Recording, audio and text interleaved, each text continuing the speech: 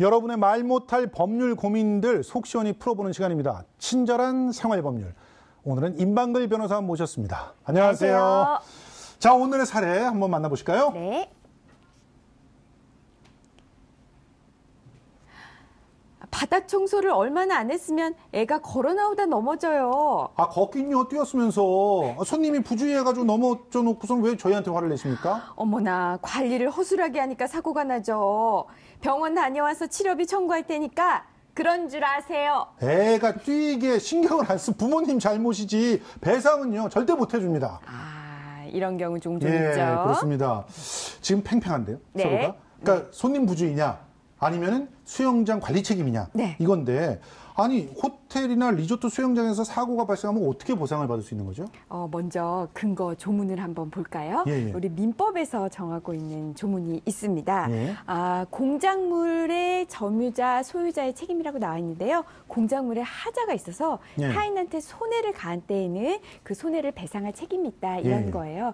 수영장에 하자가 있다. 어떤 게 있을까요? 수영장 물이 있잖아요. 바닥이 항상 질퍽질퍽하고 미끄러워요. 예. 그러면 이 수영장을 관리하는 사람은 무엇을 해야 될까요? 청소를- 수시로 뭐 물을 예. 잘 닦거나 예. 아니면 뭐 카페트 같은 거를 설치해서 예. 미끄러지지 않게 하거나, 그도 아니면 최소한 미끄럼 주의 이런 거라도 해놔야 되거든요. 맞아요. 이걸 해놓지 않으면은 관리자가 이 제대로 관리하지 않았다는 게 될 테고요. 예. 그럼 관리자의 과실이 인정됩니다. 그런데 전부 다 받을 수 있을 것 같진 않아요. 왜냐하면 아무리 이런 게 있어도 미끄럽다라는 거는 우리가 기본적으로 알고 있잖아요. 수영장. 그렇죠. 그리고 어린아이잖아요. 어린아이는 또 못 뛰게 뛰다가 해야죠. 넘어질 수 있거든요. 예. 그럴 땐 보호자 책임이 있어요. 그래서 이런 경우에는 과실상계로 각자 책임을 질 가능성이 많습니다. 우리나라 사람들이 정말 좋아하는 여름 휴가지는 대부분 해수욕장이잖아요. 바다죠. 예, 특히 이번에 보니까 해운대 같은 곳이라든가 네. 또 그 동해안의 해수욕장들 어느 바다든 다 그냥 좋아요. 쫙 문을 열었는데 네. 해수욕장 걷다가 유리 조각에 발 찔리는 경우 네. 저는 예전에 있었어요. 안 다치셨어요, 그게? 다쳤죠. 피가 철철 나고 막 그랬어요. 그래서 해수욕장에 맨발로 들어가질 잘 못하거든요. 요즘도 그 트라우마가 있어서. 그렇죠. 근데 이런 경우에 누구한테 책임을 물어야 돼요? 해수욕장에 유리파편 이런 거 있으면 안 되잖아요. 그렇죠. 해수욕장 도대체 누가 관리합니까? 지자체? 빙고. 해수욕장의 대부분은 지자체가 관리를 하고 있어요. 그래서 예. 지자체의 책임을 물을 수 있는데요. 근거 조문 볼까요? 이번에는 민법이 아니고 국가배상법입니다. 예. 이제 도로, 하천, 그밖에 공공의 영종물의 관리하자로 손해가 발생하면 국가나 지방자치단체가 배상하도록 되어 있는데요. 해수욕장이 이 공공의 영조물에 해당이 됩니다. 예. 따라서 이제 이런 아까처럼 뭐 이렇게 유리 조각을 밟은 경우에도 그런 경우에도 받을 수 있고요. 그 외에 뭐 해파리에 쏘였다. 이거 네. 만약에 지자체나 국가에서 여기에 대해서 어떤 조치를 취하지 않은 경우에는 이런 경우에도 또 배상을 받을 수가 있습니다. 물론 아까 또 말씀드린 대로 거기에 내 잘못이 더 들어가 있다면은 또 그 부분은 과실상계가 될 거고요. 예. 그냥 속 편하게 아쿠아 슈즈를 신으셔야 될 것 같아요. 왜냐면은 이거 요새 너무 소송까지 많죠. 꼭 가야지만 이거 받을 수 있으면은 그 그렇죠. 소송비가 더 커요. 보통은 제가 이렇게 다쳐가지고 예. 가서 저 이거 주세요. 돈 저 이렇게 치료비 나왔어요. 그러면 예. 아 그러세요? 하면서 바로 주는 경우 우리가 상상해 볼 수 없잖아요. 예. 그러면 소송 가잖아요. 그러면 솔직히 이거 내가 몇만 원, 몇십만 원 다쳤는데 그거 예. 갖고 법정 가기 쉽지 않거든요. 그래서 대부분의 지자체에서는요, 영조물 배상 공제라는 거에 가입을 해요. 예. 이거는 뭐냐면요, 지자체가 소유 사용 관련 시설, 해수욕장에 들어가겠죠. 여기 하자로 인해서 지자체가 돈을 내줘야 될 때 그때 손해보험사가 전담해서 처리해 주는 겁니다. 그러면 내가 만약에 다쳤다 하면요, 치료한 그 영수증 있잖아요. 네. 영수증을 가지고 해수욕장 관리사무소나 아니면은 지자체 관련 부서에 이거와 함께 사고 확인서 같이 제출하면 예. 바로 손해배상을 받으실 수 있습니다. 이거 너무 좋네요. 네, 단 언제나 해수욕장에서 다쳤다고 이 배상공제가 되는 건 아니고요. 이 예. 배상공제 가입을 6월에서 8월까지 이렇게 짧게만 가입을 해요. 이런. 그래서 뭐 5월에 다쳤다. 그 12월에 9월에 다쳤다. 갔다. 뭐 이러면 안 그러면은 되는군요. 이거는 지자체와 이야기가 안 될 때는 소송하셔야 됩니다. 아, 이런. 좀 물에 빠진 사람을 구하려다가 다치거나 본인이 사망하거나 이런 경우도 있잖아요. 네. 근데 이런 경우는 진짜 어떻게 배상을 받을 수 있어요? 특히 이제 아까 앞서 말씀드린 거요. 누가 물에 빠졌어요. 예.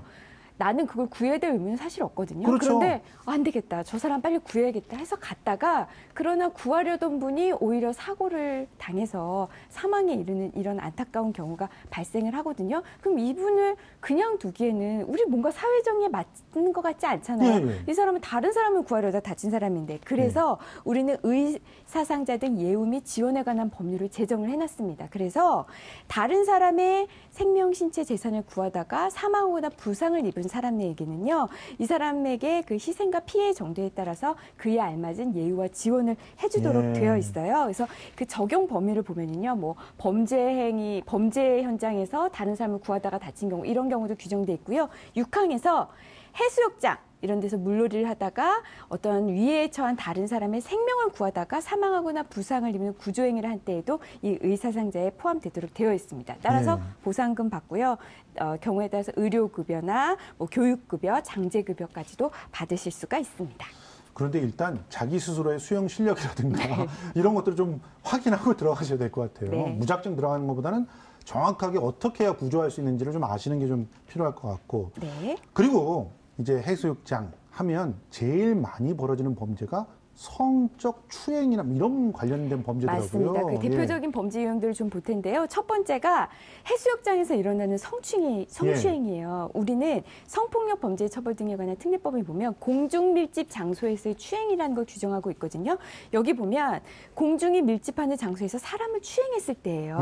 공중이 밀집하는 장소 해수욕장이 포함이 되거든요. 그렇죠. 다만 여기 잘 보시면 보통의 강제추행죄는 폭행과 협박으로 추행하는 거거든요. 근데 여기에는 폭행, 협박이 없죠. 없죠. 그냥 그 자리에서 추행을 하면 무조건 이 죄에 해당을 합니다.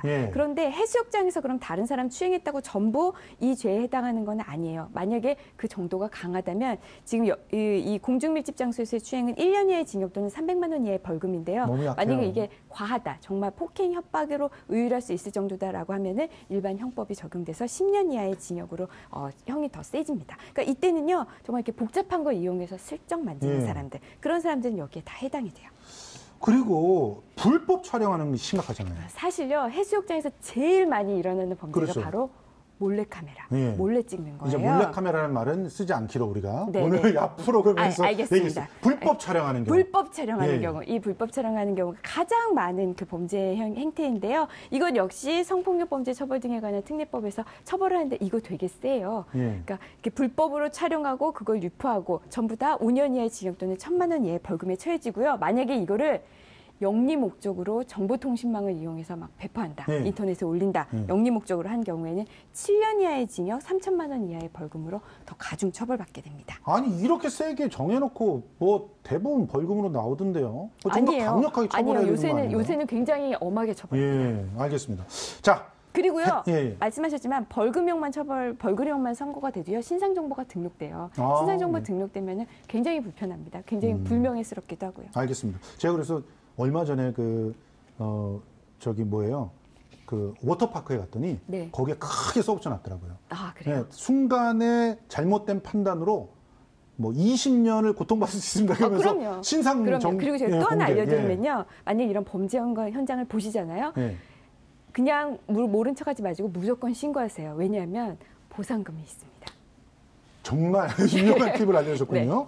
자, 해수욕장에 보면은 반려동물을 데려가서 요새 워낙 반려동물 키우시는 분 많잖아요. 사람이 같이 있는데 저렇게 개를 같이 저러면 강아지를 좋아하는 사람이야 뭐 그렇지만 맞아요. 불편한 사람은 어떡합니까? 우선 규정을 보면은요, 국립공원 아니면 지자체장이 정한 뭐 군립공원이라든지 도립공원 이런 데는 뭐 생태계나 자연이 워낙 중요하잖아요. 그런 경우에는 뭐 해수부 장관이나 아니면 지자체장이 그런 공원으로 지정이 된 곳은 뭐 애완견을 같이 데리고 올 수 없다, 반려동물을 데리고 들어올 수 없다 이렇게 지정할 수가 있어요. 그런 경우에는 안 되지만 대부분 이런 공원으로 지정돼 있지 않은 해수욕장이 많거든요. 그런 데는 사실 법적으로 들어오게 하지 못하도록 할 수는 없어요. 하지만 우리가 사회인으로서 기본 에티켓이 있잖아요. 내가 반려동물을 데려가는 것까지는 좋아도 그게 타인에게 어떤 피해를 주거나 아니면 그게 어떤 자연환경을 해하는 경우가 발생해서는 안 되니까 그거는 그 반려동물의 주인으로서 기본적으로 지켜주셔야 될 에티켓으로 보시면 될 것 같습니다. 그래서 요즘에는 뭐 펫들을 위한 비치가 따로 펫 비치라고 해서 따로 그래요? 생기던데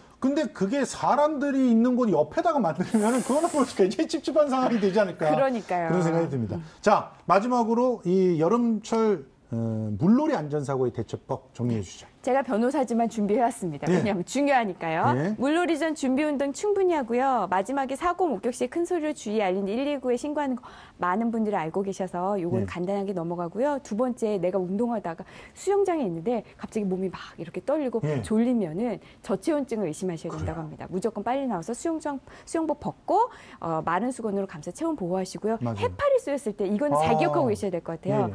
우리가 수돗물로 씻거나 이러면은 더 독소가 몸에 많이 맞습니다. 퍼진다고 해요. 무조건 바닷물로. 바닷물로 네. 10분간 세척한 다음에 뭐 신용카드나 조개 껍질 같은 딱딱한 물건으로 촉수를 쏙 제거하시면 되겠습니다. 알겠습니다. 이렇게 마지막 팁까지 잘 알려주셨습니다. 임방글 변호사와 함께했습니다. 고맙습니다. 감사합니다.